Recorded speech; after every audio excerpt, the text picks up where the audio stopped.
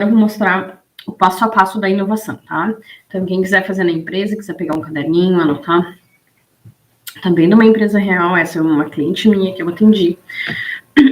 E ela é uma empresa que, a princípio, a gente pensa que não tem onde inovar, né? Essa empresa, ela é uma confecção e eles eram especializados em plissado. E aí eles começaram a trabalhar também com sublimação. Sublimação é tipo estamparia, assim, de roupa, né? Desculpa, gente. Mas essa indústria, essa confecção, essa minha cliente, né, a Cris, ela atendia grandes marcas. Então, ela atendia, por exemplo, aqui, né, em Santa Catarina tem a Lança Perfume, que era cliente dela, Coach, a própria Renner, ela vendia para as grandes varejistas também. E aí, as grandes varejistas, quando compravam, eles compram, por exemplo, eu quero assim, eles já mandam o modelo, eu quero assim, vocês vão fazer isso, e eu quero, sei lá, 30 mil peças. E eles que dão o preço, normalmente, para essas confecções. Eles dão o preço. Então, eu vou te pagar R$4, R$5 por isso. Mas é pouco. Normalmente, a confecção ganha no volume, ela não ganha no preço, porque realmente esses grandes varejistas, eles dão o preço que eles querem, né? E se tu não quiser, tudo bem, eles vão procurar noutra confecção. Então, tu tem que ser certificado para atender eles, é bem burocrático, assim, para conseguir atender. Então, quando tu atende, tu não quer perder. Mas eles pagam pouco. Aí a gente começou esse processo de inovação. A Cris, ela é estilista, né? E o marido dela era o cara mais operacional, assim, ele botava tudo em prática, mas era um cara muito inovador também. E a Cris, ela era formada em moda, né? Era estilista. Então, ela gostava muito também de criar, de montar peças, de pensar em coisas diferentes. Mas essas redes varejistas, eles não pagam por isso. Tipo, eles querem que tu faça exatamente o que eles estão pedindo. Aí, conforme a gente foi trabalhando, foi atendendo, a gente começou a primeira coisa a levantar, que eu já falei aqui lá no início, na outra semana ainda, quando eu estava com as lives de aquecimento, pensar quais são os objetivos da empresa. Então, ela tinha muito interesse, ela tinha um desejo de ver artes que eles faziam, tipo estampas que eles desenhavam, peças exclusivas que eles faziam nas grandes marcas. E a gente começou a ver quais eram os diferenciais deles. Então, eles eram bastante inovadores, eles entendiam muito de moda, que eles viajavam muito para Paris, enfim, buscavam muita referência. E sim, eles eram uma pequena empresa do interior daqui do sul de Santa Catarina, tá? Uma empresa bem pequena, assim, no início logo que eu estava atendendo eles. Hoje eles já estão bem grandes, assim. E aí, o que aconteceu? A gente foi estruturando, assim, entendendo o que eles tinham de melhor, o que eles buscavam, o que valia a pena para eles, o que não valia. A gente foi entendendo qual era a essência da marca deles. E aí a gente chegou num ponto que a gente precisa lembrar. E aí agora vamos pensar. Primeira coisa que a gente tem que entender para começar um processo de inovação, qual a dor a gente quer resolver. No caso deles, a dor era, digamos assim, uma margem de lucro muito baixa, porque eles ganhavam pouco. Então, assim, o custo daquela peça era, sei lá, R$13,50 e eles ganhavam R$5, né? Então, eles tinham uma margem muito pequenininha. Só que, claro, era muita peça, né? Então, eles ganhavam mais. Mas é bem arriscado também trabalhar para esses grupos grandes, porque os caras cancelam eles, enfim. E aí tu acaba investindo muito caro na confecção desses produtos, porque é muita peça, acontece algum problema, tu perde tudo, assim. E aí ela queria ter uma margem maior. Mas para ter uma margem maior, ela tinha que ter um produto que fosse mais exclusivo. E aí a gente foi trabalhando, e ela, entendendo de tendência, ela começou a pesquisar, e a inovação não é um tiro no escuro. Ela começou a conversar com os clientes dela e perguntar quais eram as maiores dores dos clientes dela. O que eles buscavam, o que eles queriam. E a dor dos clientes é que tudo que eles lançavam era igual em todos os lugares. Então, todo mundo copiava. Então, por exemplo, uma loja de roupa infantil fazia um moletom com as mangas rosa e pelinho na frente, pronto, o concorrente fazia igual depois. Então, acaba que um copia do outro, assim, né? Ali a região onde eles estão é bem sombrio, aqui no sul, então tem muita confecção de marca própria, então um copiava do outro. E aí as marcas começaram a reclamar que eles não conseguiam também vender algo muito diferente, exclusivo, porque não tinha, era copiado. E aí foi a sacada que ela teve, assim, ela já queria ter, né, coisas autorais, e aí ela começou, então, a desenvolver estampas. E desenvolver estampas não é assim, eu pego uma estampa ali, Não, ela criou um setor de design na empresa. E tudo isso, gente, não foi algo, tipo, da noite pro dia, né? Foi todo um processo. Então, assim, pegou, antes de ter um setor de design, hoje ela tem um setor, tudo. Mas ela pegou uma pessoa que desenhava bem, que criava, ela mesma sentava com a pessoa, montava umas 10 15, 20 peças, não peça, as estampas, e o marido dela, quando visitava os clientes, já levava essa pastinha, ele criou uma pastinha assim com as estampinhas que eles mesmos já, né, tinham feito, e perguntava, tu gostou de alguma dessas? Quer usar alguma dessas? Essa estampa é nossa e pode ser tua, a gente criou, se tu gostar, ela é tua, né, e ninguém mais pega. Então eles começavam a fazer estampas exclusivas para as marcas. Aí essas peças com essas estampas não eram mais R$5, já era mais caro. Ela já cobrava 8, já cobrava 11, dependendo da empresa, dependendo da estampa, dependendo do que ia.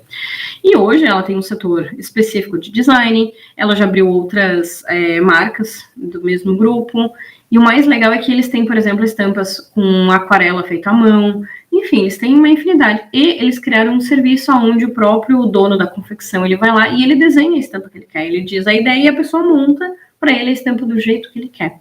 E aí, claro, esse serviço ele é mais caro, né? Essa é uma inovação real, levou mais tempo para ser produzida, a gente fez parte de um projeto de 1 ano, mas eles tiveram muito sucesso. Foi muito legal usando os recursos que eles tinham, assim, eles não investiram muito além, começaram a montar algumas coisinhas, a pasta, a apresentação, mas algo que foi muito bom. Só que o que a gente tem que considerar? Eles entenderam o que eles tinham de melhor, eles entenderam os valores, eles entenderam qual era o sonho deles lá do início, então era algo que, mesmo com obstáculos, eles conseguiriam ser persistentes, porque é algo que eles queriam muito. Uma coisa que eu acho legal, eles trouxeram a equipe junto para participar, a gente montou um comitê de inovação na empresa, esse comitê participava de todas as reuniões que a gente fazia, era uma vez por mês, então o próprio comitê trazia muita ideia, a gente fazia exercícios de brainstorming para poder levantar ideias de inovação, para resolver problemas reais.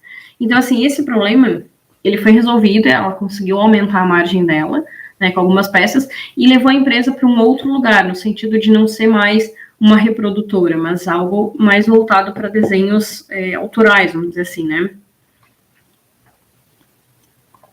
E querendo ou não, talvez seja um pouco menor em termos de volume do que uma Renner da vida, mas em contrapartida tu gasta menos para fazer, tu ganha mais, então assim, tu vai ter menos trabalho, tu vai ter menos custo e tu vai ganhar mais, a tua margem aumenta. Então, o que a gente tem que avaliar, tá? Primeira coisa, a demanda, se tem demanda no mercado. Por exemplo, que nem o James, eu vou pôr o restaurante. Tinha demanda? Até tinha, mas tinha muito restaurante, então talvez estivesse um pouco saturado o mercado. Porque uma inovação para tu entrar num lugar que talvez já esteja um pouco saturado, tu tem que avaliar se vale a pena, tá? Então, avaliou a demanda, tem que avaliar qual é o custo para colocar essa inovação, tá? Para rodar. Lembrando que inovação é risco, muitas vezes a gente faz e não dá certo. Mesmo que ela seja bem certinha, bem planejada, bem organizada, como ela é nova, pode ser que ela não tenha todo o retorno que tu gostaria, ou talvez tu tenha que investir mais tempo até ela trazer um resultado, tá? Então, tem que medir os custos para ver se a empresa tem como bancar esses custos no início, se vai ser um custo que está muito fora da realidade, enfim. Então, tem demanda. O custo está adequado, aí agora vamos para outra análise, assim, e a gente pontuava as ideias, porque eram várias ideias, né? Então, a gente pontuava, por exemplo, o grau de dificuldade de execução. Se o grau é muito alto, o custo é muito alto, e mesmo que tenha demanda, talvez seja de avaliar se ela vai ser a primeira inovação a ser colocada em prática. Porque às vezes tem outra inovação mais simples, que vai dar um retorno menor, mas talvez ela seja bem mais fácil, e aí começa a trazer um pouco mais de dinheiro. E aí, então a gente avalia também qual o grau de impacto que ela vai fazer nos clientes de vocês. Então tem que pensar assim, por exemplo, James, eu vou fazer um restaurante dentro da pastelaria. Qual o grau de impacto no meu cliente? Nenhum, porque ele começou a trazer um cliente que não era. Tá, mas Ju, esse cliente que não era, não é legal ter um público diferente? É e não é. Não é bom trabalhar com vários públicos diferentes, porque tu perde foco, mas é bom trazer mais gente, sem sombra de dúvida. Então, o ideal é que tu traga mais gente do mesmo público. Ou, de repente, vender mais produtos e serviços para o cliente que tu já tem. Fidelizar o cliente. Porque ter vários clientes, às vezes, é que nem o restaurante que vende a pizzaria, que agora vende sushi e churrasco. Ela atende vários públicos, mas no fim ela não atende ninguém, porque se eu quiser comer pizza, eu não vou lá. Se eu quiser comer churrasco, eu não vou lá, eu vou numa churrascaria. Então, esses lugares, eles trazem muita gente, mas, assim, é tudo meio bagunçado. E aí perde valor, tá? Mas eu tenho uma pizzaria top. Por exemplo, com uma massinha fina, com uma receita artesanal que veio da família, sei lá, com um forno a lenha, barará, que serve alguma coisinha diferente. Aí, a gente aumenta o valor do produto. botar sushi, botar churrasco não aumenta valor. Certo, gente? Acho que é isso, assim. Então, uma tarefa para quem quiser exercitar, pensem num problema que vocês tenham, tá? Já pode pensar hoje no problema que vocês tenham. Já pensem no que vocês têm de mais forte na empresa de vocês, quais são as características da empresa, quais são os recursos disponíveis. E aí conversa com a equipe, ou se só tu conversa de repente com o marido, com algum parente, para trazer ideias. E aí ideia vale tudo. Assim, eu pensei em botar asa num elefante, tá valendo, traz, é ideia. E depois disso, avalia o que faz sentido, o que não faz sentido. E ali pode ser que tu consiga achar uma solução bem inovadora, bem diferente, e que talvez nem te custe muito, que nem esse tirinho da pastelaria, por exemplo. E é isso, né? Então, feito tudo isso, cria um projetinho, bota a rodar, né? Aí tem que lembrar que inovação é um projeto, não é fazer um dia, testou, não deu certo, vou embora, não. É fazer, é bancar e pelo menos testar durante alguns meses, tá? Se vê que não dá resultado, aí tira. Se de repente tá dando resultado, mas não tá muito forte e tu tem recursos para bancar, mantém, porque às vezes leva um tempo para a coisa acontecer. E se tu acertou na mosca, pode ser que assim tu colocou e pá, história. E já vai ganhar um dinheirinho bom de extra.